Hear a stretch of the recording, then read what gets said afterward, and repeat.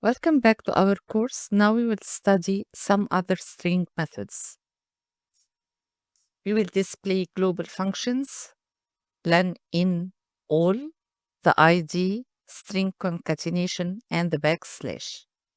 Let's start by having a variable name, which is between quotations a string Manal Kamal Zaki.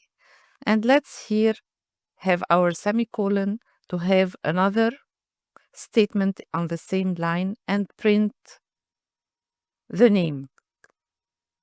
We expected to print Manal Kamal Zaki.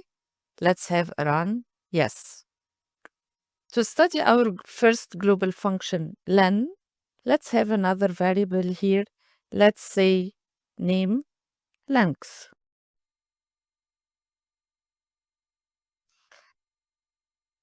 Equals len, our function, between brackets, the name. To have it printed, let's have our semicolon and print this variable. Name length. And let's have a run here. It prints 16, which means that Manal Kamal Zaki has 16 characters. Let's achieve this 16 using another syntax. We print directly len name and have run. It should give the same number, yes, 16. Let's now study the in global function. This global function checks if a substring is part of the whole string. So let's print now between quotations NaL to check if this substring is part of name. So we write in name. To run, it gives a boolean true because we have NaL part of the whole string. So let's have those as comments. Let's now study another string method, which is all. So let's have two variables. Say the first one is buy fruits equals true. Let's have a second variable. Say buy vegetables. And we will assign it to false. Equals false. And mind that false and true must be in capital letters. So all function will check if you both all variables we have, buy fruits and buy vegetables. So we write here, buy all items. We choose this to be our variable to check items equals all, and all must have one argument, and so all items are put in a list to be one argument. So we have our brackets, we open our list, and we apply inside it buy fruits and buy vegetables. So we write buy fruits, comma, the second element in the list, buy vegetables. Let's have this all. And let's print here our buy all items. To have a better print, let's have between quotations what we will print. So open your quotations here, apply buy all items, close the quotations, and have a comma for the second variable to be printed. And let's have run here. it gives false because we only bought fruits. We didn't buy vegetables. And here we applied the function all. But if you apply the function any, we expect it to be true. So we have buy any item equals any, buy fruits and buy vegetables. Let's print buy any item to check if it is a true or false Boolean.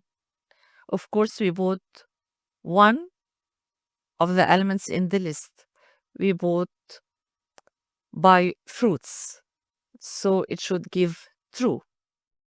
So we print here, print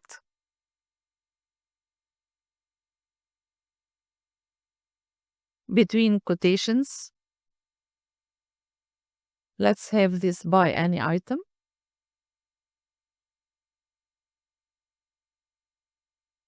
comma, and have our variable buy any item. We expect a true. Let's have a run here. Buy all items is false. Buy any item is true.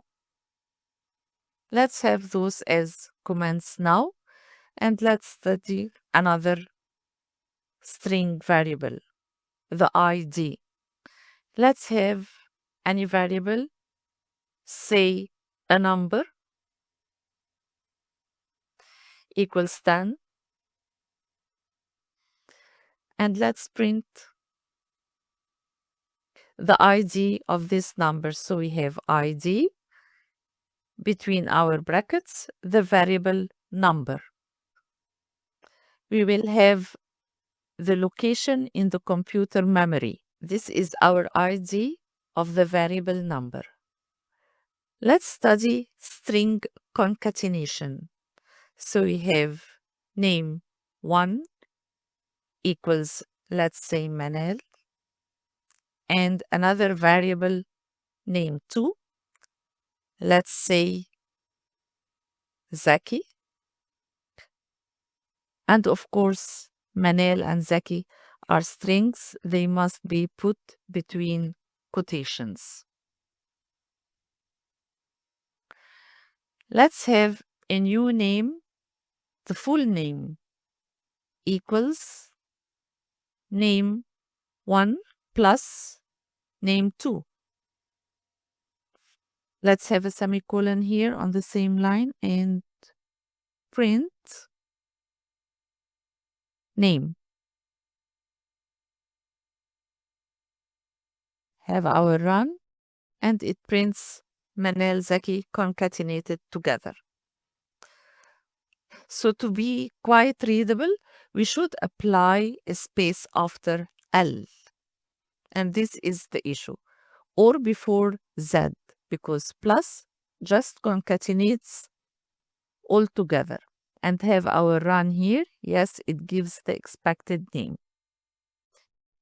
Now let's have all these to be comments again, and let's study something new, the backslash. So let's have a variable called greeting equals, between quotations, let's write our greeting. Hi, Manel. And let's print this greeting. So we have here our print greeting. Have a run. It says hi, Manel. Okay, let's have a copy of this several times. What if you write hi /n? We studied before that this prints a new line. So on running, we have hi on one line, and what's after /n is really printed on a new line, Manel. Okay, let's try something else. Let's have a double slash here. And let's have a print. It prints one slash. Let's try another syntax here. Let's have this as a command first and try another syntax here. Our greeting is hi /r Manel. It starts printing what's after the R and just skips what's before it. So let's have our run here and see what happens. Yes, it printed Manel and skipped this hi. This concludes to our string methods. We studied the global functions, len, in, all and any, the ID, the string concatenation, and backslash.